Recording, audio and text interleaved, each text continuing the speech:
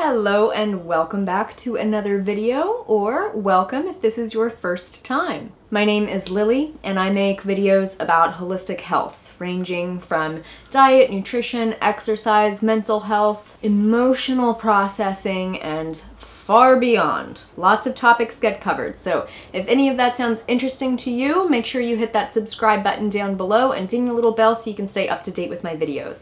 I've been seeing renewed interest in the comments section about an older video that I made on dry brushing, and I went back and I watched that video and I was like, oh, the quality! So I decided to do a little bit of a dry brushing update, though I do still recommend, even though the quality isn't the best, the information is still there. Go and watch my other dry brushing video if you have more questions after you've seen this video. So before we get into the tutorial how-to portion of this video, I do want to specify a few things. This is my dry brush, okay?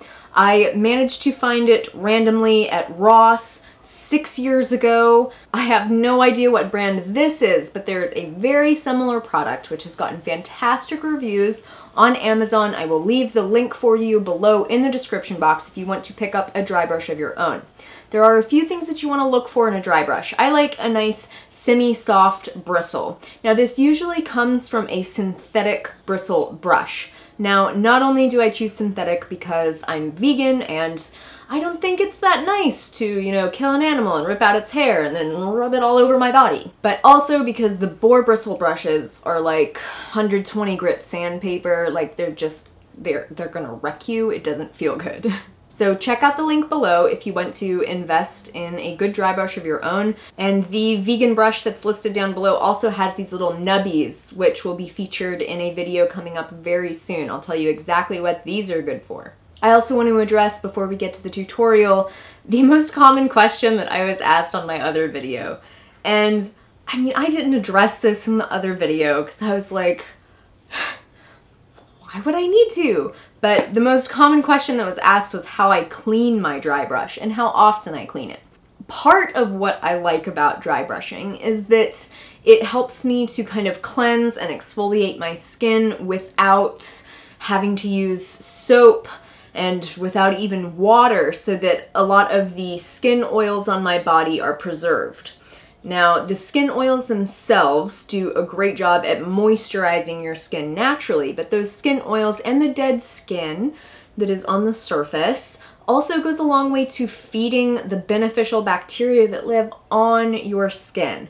I know it can be kind of gross to think about the bacteria, and we've all been conditioned to be like, oh my god, bacteria, must remove it. We need the antibiotic soap, oh my god, somebody call Dial. But I have noticed a huge improvement in my skin from never using soap. And for all you people that think you're clever, yes, I wash my hands. Anyway, I know that this might gross some of you out just to think of it because you're a little clean freaks, and I totally get that, but your dry brush doesn't have to be like antiseptically clean, okay? This brush smells like me. It smells like my skin, and my guess is that there's all kinds of bacteria that's living on this brush, and my guess is that those bacteria are eating the dead skin cells that get in the bristles, and my guess is that those bacteria are actually pretty good for my skin, because a lot of those bacteria eat dead skin and then they shit out moisturizer, literally. And you can't get moisturizer that good in department stores, so I clean my dry brush maybe once a month.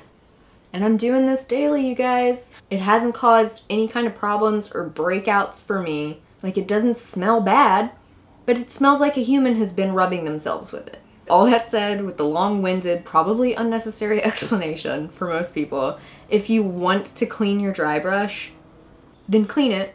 And I don't want to be a dick about this because I understand that, like, the questions were asked in sweetness, with a genuine curiosity, and in a safe space. And it means a lot to me that you guys feel safe to be asking me questions. But how do you think you clean it? You just clean it with soap and water, okay?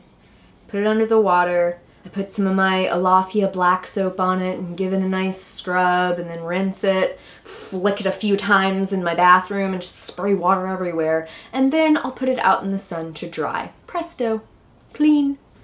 Okay, now that we got all that covered, let's get to the tutorial. All right, so here you go. You got your dry brush. Get all the ants off your body. And then I start with my face now, which you will see is a change from the last video, which, you know, is discussed in there why I start with my face now. And I give a good scrub on the cheeks. I don't go too hard, but what's really great about dry brushing is that it is what is called a hormetic stress, meaning that it is slightly stressful to the body in such a way that it stimulates beneficial adaptive changes. So, when I am stressing my body with the dry brush, I'm causing a little bit of damage to my skin. A little bit of trauma, so to speak. And that trauma causes a response in my body that is one of healing. So collagen and elastin production increases, which helps my skin to be a little bit more elastic and look a little bit more, plump, shall we say. It's also great for increasing blood flow, which increases the amount of nutrition that's getting to my skin, as well as removing that top layer of dead skin that I don't really need around. Don't get me wrong, I'll keep a little bit for my good beneficial bacteria to munch on, but we don't need it all. So I start on my face and then I come down the neck in this way to encourage some lymphatic drainage from my head through my neck. This is definitely one of my trouble areas when it comes to acne, so I like to give it a nice good scrub, help that lymph. Then I come onto the chest.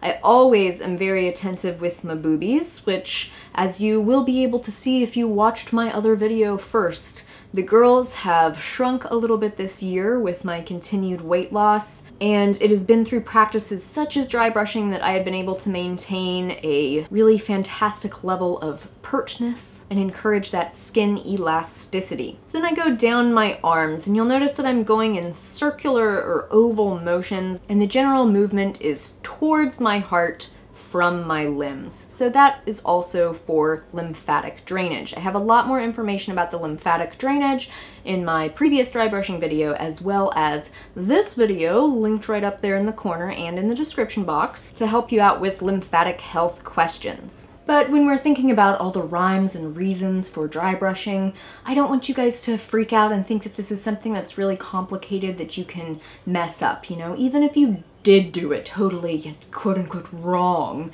you're still doing something that's fantastic for your body. You're engaged in self-care and proactively taking good care of your body, and it just feels amazing. So you're gonna get benefit no matter whether or not you do this perfectly, so please, no stress. I'm also really prone to acne on my back and chest, and I have found a big improvement with the acne with the dry brushing regularly to keep that skin exfoliated and healthy and move around all of those good moisturizing oils, feeding the beneficial bacteria that are going to keep the pathogenic bacteria levels in check, which does help to prevent acne.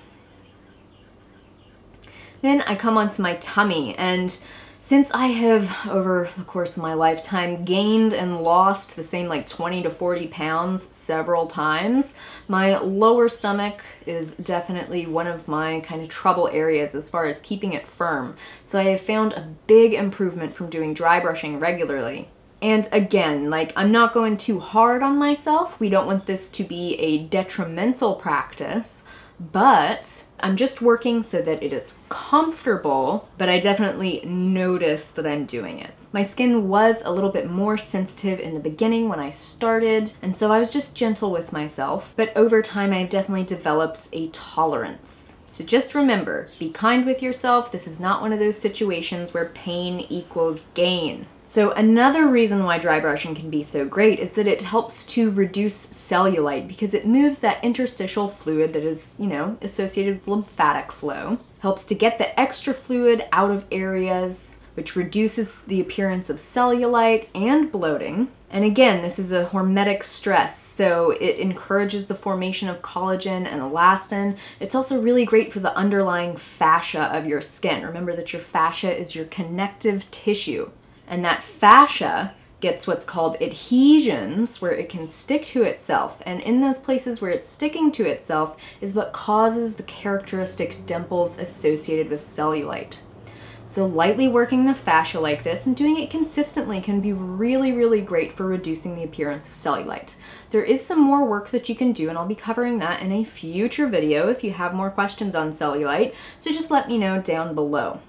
So as you can see, I've moved down my legs and coming up, and oh, it just feels fantastic. It's such a good exfoliation, really helps my legs look nice and smooth and get the blood flow going and return that lymphatic fluid against gravity. I really do have to say this is one of my favorite routines that I gift myself pretty much almost every morning. And a little bit of extra attention to that booty, help keep it firm, and that is that. Alright guys, so that is it for my super simple and easy dry brushing routine. Like I said, I do that pretty much every morning. I always joke with the girls. I say you wake up in the morning, you brush your teeth, you brush your hair, you brush your face. And they always get a good laugh at it because they don't understand what kind of crazy person would, you know, brush their face. Crazy Aunt Lily, that's who. Okay guys, thumbs up if you enjoyed this video. Questions and comments, as always, go down below. You guys know I love reading those. Thank you so much for watching. I will be back soon with new videos. So until then, make better choices for yourselves. No one's gonna do it for you, and take really, really good care. I will see you all very soon. Bye. Okay, Tubbs, in or out? Let's go out. Ugh. Don't sit on it. Oh my goodness. See, that's 20 minutes. It's good for my lymphatic system, right?